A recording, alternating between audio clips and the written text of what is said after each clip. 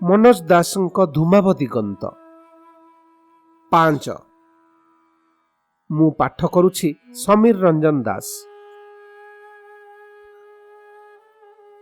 ସକାଳଠୁ ମୁଁ ଅନୁଭବ କରୁଥିଲି ବିଚିତ୍ର ଶିହରଣ। ପରିଣତ ବୟସରେ ଅଚାନକ ଥରେ ଥରେ ଦମକାଏ ପବନର ସ୍ପର୍ଶରେ ଅଥବା କୌଣସି ପୁଷ୍ପଗୁଚ୍ଛର ବାସ୍ନାରେ ଅହେତୁକୀ ଭାବରେ ବହୁ ହୃତ ବସନ୍ତର ସ୍ମୃତି ଆସି ଚେତନାକୁ ଦୋହଲାଇ ଦେଲେ। ମୁହୂର୍ତ୍ତକ ପାଇଁ ଯେମିତି ଲାଗିଛି ସେଦିନ ସାରା ସକାଳ ଓଳି ଯାକ ହୃଦୟରେ ସେହିଭଳି ଉତ୍ଫୁଲ୍ଲ ଆଲୋଡ଼ନ ଅନୁଭବ କରିଥିଲି। ପାହାଡ଼ ଶୀର୍ଷକୁ ଇତିପୂର୍ବେ ଥରେ ଦୁଇଥର ମାତ୍ର ଯିବାର ସୁଯୋଗ ଘଟିଥିଲା। କହିବା ବାହୁଲ୍ୟ, ବଡ଼ ମଣିଷଙ୍କ ତତ୍ତ୍ୱାବଧାନରେ, ସେମାନଙ୍କ ଦୟାରେ, ବିନା ଅଭିଭାବକରେ, ଆପଣା ସାହସ, ଅନୁସନ୍ଧିତ୍ସା ଓ ଆନନ୍ଦର ପ୍ରେରଣାରେ ସେହି ନିଷିଦ୍ଧ ଅଞ୍ଚଳକୁ ଯିବାର ପ୍ରସ୍ତୁତି ଆମ ନିଜ ନିଜ ଜୀବନର କ୍ରମବିକାଶ ଧାରାରେ ଥିଲା ଏକ ପ୍ରଚଣ୍ଡ ଘଟଣା। ଲିଲିର ଅମୂଲ୍ୟ ସାହଚର୍ଯ୍ୟ ଯୋଗୁଁ ହୋଇନଥିଲେ ସେଭଳି ପଦକ୍ଷେପ ଆମେ ନେଇପାରିନଥାନ୍ତୁ। ହଟୁର ବ୍ୟବହାରରେ ଗତ ସନ୍ଧ୍ୟାର ବିବାଦ ବିତର୍କର କୌଣସି ଛାପ ଆଉ ନଥିଲା। ଗୋଟାଏ ବିଶେଷ ଧରଣର ବିସ୍ମରଣ ଶକ୍ତି, ବୋଧହୁଏ ନେତୃତ୍ୱ ପ୍ରତିଭାର ସହଜାତ ଗୁଣ। ଆମ ଅଭିଯାନ ସମ୍ପର୍କରେ କାହାକୁ କୌଣସି ଆଭାସ ନ ଦେଇ ଆମେ ବାହାରି ପଡ଼ିଲୁ। ଏପରିକି ଲିଲି ମଧ୍ୟ ଜଗତବନ୍ଧୁଙ୍କୁ ଏତିକି ମାତ୍ର କହିଲା, ଜେଜେ, ମୁଁ ଏମାନଙ୍କ ସହ ବୁଲି ଯାଉଛି, ଟିକିଏ ବିଳମ୍ବ ହେବ ଫେରିବା ପାଇଁ, ତମେ କିନ୍ତୁ ବ୍ୟସ୍ତ ହେବ ନାହିଁ। ବ୍ୟସ୍ତ ଅବଶ୍ୟ ହେବି, ତେବେ ତମେ ଯାଇପାର, ଜେଜେ ହସି ହସି କହିଥିଲେ। ଗୋଟାଏ ବ୍ୟାଗରେ ବିସ୍କୁଟ ଓ ଶେଷ କମଳା କେତୋଟି ପୂରାଇ ବାହାରିଗଲୁ। ସେତେବେଳେ 2 ପ୍ରହର। ଗାଁ ଦାଣ୍ଡରେ ଲୋକେ ଆତଯାତ ହେଉନଥିଲେ। ଆମେ ଶୀଘ୍ର ଗାଁ ଟପି ଯାଇ କ୍ଷେତ ଭିତର ଦେଇ ଏକ ସଳଖ ରାସ୍ତା ଧରିଲୁ। ସହରର ସୁଷମ ପଥଘାଟ ପ୍ରତି ଅଭ୍ୟସ୍ତ ଲିଲିକୁ ଆମ ସହ ତାଳ ଦେଇ ଚାଲିବାକୁ ନିଶ୍ଚୟ ବହୁତ ଅସୁବିଧା ଲାଗିଥିବ। କିନ୍ତୁ ସେ ଅବିଚଳିତ ଭାବରେ ସବୁ ସହି ନେଇ ଯାଉଥାଏ। ଥରେ ମଧ୍ୟ ଅଭିଯୋଗ କରିନାହିଁ। ଏପରିକି ପାହାଡ଼ ଚଢ଼ିବା ବେଳେ ମଧ୍ୟ ନୁହେଁ। ମଝିରେ ଲିଲି ଖଣ୍ଡିଏ ପଥର ଉପରେ ବସିପଡ଼ି କମଳା ଛଡ଼ାଇ ଆମକୁ ଦେଇଥିଲା ଓ ନିଜେ ଖାଇଥିଲା। ଆମକୁ ଶୁଣାଇଥିଲା ରବିନସନ କ୍ରୁସୋର କାହାଣୀ। ସେଭଳି କାହାଣୀ ଆମେ କେହି କେବେ ଶୁଣିନଥିଲୁ। ଅତଏବ ହଟୁ ମଧ୍ୟ ନିଜର ବାଚାଳତା ସମ୍ବରଣ କରି ସୁବୋଧ ଭାବରେ ସେ କାହାଣୀ ଶୁଣିଥିଲା। ତାପରେ ଲିଲି ଶୁଣାଇଲା ଆହୁରି ଏକାଧିକ କାହାଣୀ, ଦୁଃସାହସିକ ଅଭିଯାନ, ଆବିଷ୍କାର ଓ ରହସ୍ୟର କାହାଣୀ। ସୁଲୁସୁଲୁ ପବନ ବହୁଥିଲା। ଆମେ ଜାଣିନଥିଲୁ ଥରେ ଥରେ ସୁଯୋଗ ଉଣ୍ଡି ସମୟ କେଡ଼େ କ୍ଷିପ୍ର ଗତିରେ ପଳାଇଯାଏ। ଯେତେବେଳେ ଆମେ ଶୀର୍ଷକୁ ଉଠିଗଲୁ ସେତେବେଳେ ସୂର୍ଯ୍ୟାସ୍ତ ପାଇଁ ବିଶେଷ ବିଳମ୍ବ ନଥିଲା। କିନ୍ତୁ ସୂର୍ଯ୍ୟ ମନେ ହେଲା ଯେମିତି ଆତଙ୍କିତ ଦିଶୁଥିଲେ। ଚତୁର୍ଦିଗରୁ ମେଘ ଘୋଟି ଆସୁଥିଲା। ନିଜର କ୍ରମସ୍ତିମିତ ଦୁଇତି ନେଇ ଅନ୍ଧକାରର ସେ ସୁଦୃଢ଼ ଆକ୍ରମଣକୁ ରୋକିବାକୁ ଅକ୍ଷମ ବୋଲି ହୁଏତ ସେ ସେପରି ଦିଶୁଥିଲେ। ଆମେ ଗାଁରୁ ବାହାରିବା ବେଳେ ବି ଆକାଶରେ ଅବଶ୍ୟ ଅଳ୍ପ ମେଘ ଜମିଥିଲା।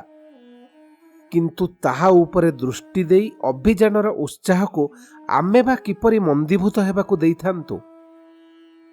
ଚାଲ ଫେରିଯିବା, ମୁଁ କହିଲି। ହାଡ଼ୁ ମଧ୍ୟ ମୋ କଥାରେ ସମର୍ଥନ ଜଣାଇଲା। କିନ୍ତୁ ଗର୍ଜି ଉଠିଲା ହଟୁ, ଭୀରୁ, କା ପୁରୁଷ, ଲିଲି ତାହେଲେ ଦେଖିବ କ'ଣ? କମଳାଖିଆ ସରିଛି ତ ଏବେ ଫେରିଯିବା, ଆସୁଥିଲ କାହିଁକି? ଆମେ ବୁଝିଲୁ ସେ ଗତ ସନ୍ଧ୍ୟାର ପରାଜୟର ପ୍ରତିଶୋଧ ନେଉଛି। ଲିଲି ଅପ୍ରତୁସ୍ଥ ଅବସ୍ଥାରେ ପଡ଼ିଲା। ସେ ଆମ ପ୍ରସ୍ତାବର ଯୌକ୍ତିକତା ବୁଝୁଥିଲା ନିଶ୍ଚୟ। କିନ୍ତୁ ହଟୁ ତା ଦ୍ୱାହି ଦେଇ ଆମ ପ୍ରସ୍ତାବର ବିରୋଧ କରୁଥିବାରୁ ତଥା ତା ନିଜର କୌତୂହଳ ମଧ୍ୟ ଅଚରିତାର୍ଥ ରହିଥିବା ଦୃଷ୍ଟିରୁ ସେ ଏକ ସାଲିସ ପ୍ରସ୍ତାବ ଦେଲା। ଠିକ୍ ଅଛି, ଫେରିଯିବା ଯେ, କିନ୍ତୁ ଅଳ୍ପ କିଛି ଦୂର ବଣ ଭିତରକୁ ଯାଇ। ଆମେ ଖୁବ୍ ବେଶୀ ହେଲେ 15 ମିନିଟ୍ ଅତିବାହିତ କରିଥିବୁ।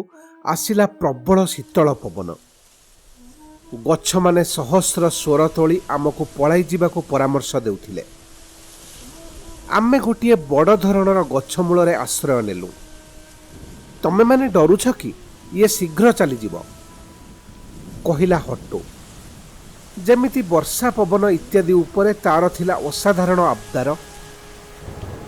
ଉପୂର୍ଯ୍ୟୁ ପରି କେତେଥର ବିଜୁଳି ଓ ଘଡ଼ଘଡ଼ି ଉତ୍ତାରୁ ଆରମ୍ଭ ହେଲା ପ୍ରଚଣ୍ଡ ବର୍ଷା। ଆମ ଆଖି ଆଗରେ ଅଦୂରର କ୍ଷେତ ଓ ଗ୍ରାମ ଅଦୃଶ୍ୟ ହୋଇଗଲେ। ଗ୍ରାମ ଲୁଚିଯିବା ମାତ୍ରକେ ମନେ ହେଲା ଆମର ସବୁଠୁ ବଡ଼ ଭରସା ଯେମିତି ଖସିଗଲା। ପବନ ଆମକୁ ଏତେ ଜୋରରେ ଠେଲୁଥାଏ ଯେ ଆମେ ଯେପରି ସାରା ପୃଥିବୀଠୁ ଖସି ଆସି ବେଲୁନ ଭଳି ଶୂନ୍ୟରେ ଉଡ଼ୁଥିଲୁ। ହଠାତ୍ ଲିଲିର କଣ୍ଠସ୍ୱର ଶୁଣିଲି। ତା କଣ୍ଠସ୍ୱରରେ ସେଭଳି ଅସହାୟତା ଇତିପୂର୍ବେ କେତେବେଳେ ଅନୁଭବ କରିନଥିଲି। ମୋ ଚଷମା ଖସିଗଲା। ଏଥର ତଳକୁ ପଳାଇ ଚାଲ, ହଟୁ ପାଟି କଲା। ଅଦୂରରେ ତୀଖ ରାସ୍ତା।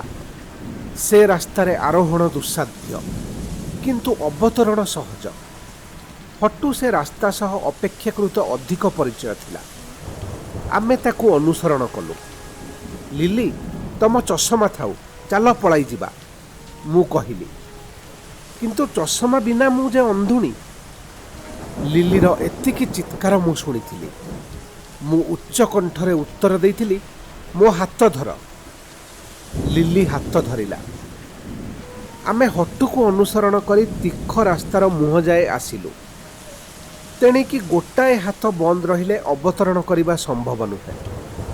2 ହାତରେ ପଥ ପାର୍ଶ୍ୱର ବୁଦାମାନ ଧରି ଅବତରଣ କରିବା କଥା।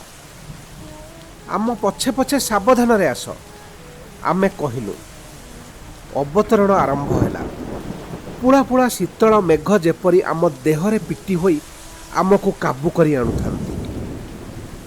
ପରସ୍ପରଠୁ ବିଚ୍ଛିନ୍ନ ହୋଇ ଭୟଙ୍କର ପବନରେ ଆନ୍ଦୋଳିତ ବୁଦାମାନଙ୍କଠୁ ଚାବୁକ ମାଡ଼ ଖାଇ ଖାଇ ଆଣ୍ଠୁଗଣ୍ଠି ଛିଣ୍ଡାଇ ଆମେ ଓହ୍ଲାଉଥାଉ। ଯେତେବେଳେ ତଳକୁ ଆସିଲୁ, ସେତେବେଳେ ବର୍ଷା ଭିତରେ ହାଡ଼ୁ ଥରେ ଅଣ୍ଡାଳି ଅଣ୍ଡାଳି ମୋତେ ଅନୁଭବ କରି ପଚାରିଲା, ଲିଲି କାହିଁ? ମୁଁ ଉତ୍ତର ଦେଇପାରିଲି ନାହିଁ। ସ୍ମୃତି ବି ଯେପରି ଶୀତଳ ଜମାଟ ବାନ୍ଧି ଯାଇଥିଲା। ପୁଣି ଆରମ୍ଭ ହେଉଥିଲା ଆହୁରି ଏକ ପର୍ଯ୍ୟାୟର ବିଜୁଳି ଓ ବଜ୍ରପାତ। ଚକ୍ ଚକ୍ ଆଲୁଅରେ ମନେ ହେଉଥାଏ ଯେପରି ଭୟାବହ କଳା ଭୂତମାନେ ଆମକୁ 3 ଦିଗରେ ଘେରି ରହିଥାନ୍ତି ଓ ଖିଲଖିଲ ହୋଇ ହସୁଥାନ୍ତି। ସେମାନଙ୍କ ମନ୍ତ୍ରଣାରେ ଆଖି ପିଛୁଳାକେ ଯେପରି ପର୍ବତ ଅରଣ୍ୟ ସବୁ ଆମ ଉପରେ ଓଜାଡ଼ି ହୋଇପଡ଼ିବ। ଆମେ ଘର ମୁହାଁ ଛୁଟିଲୁ।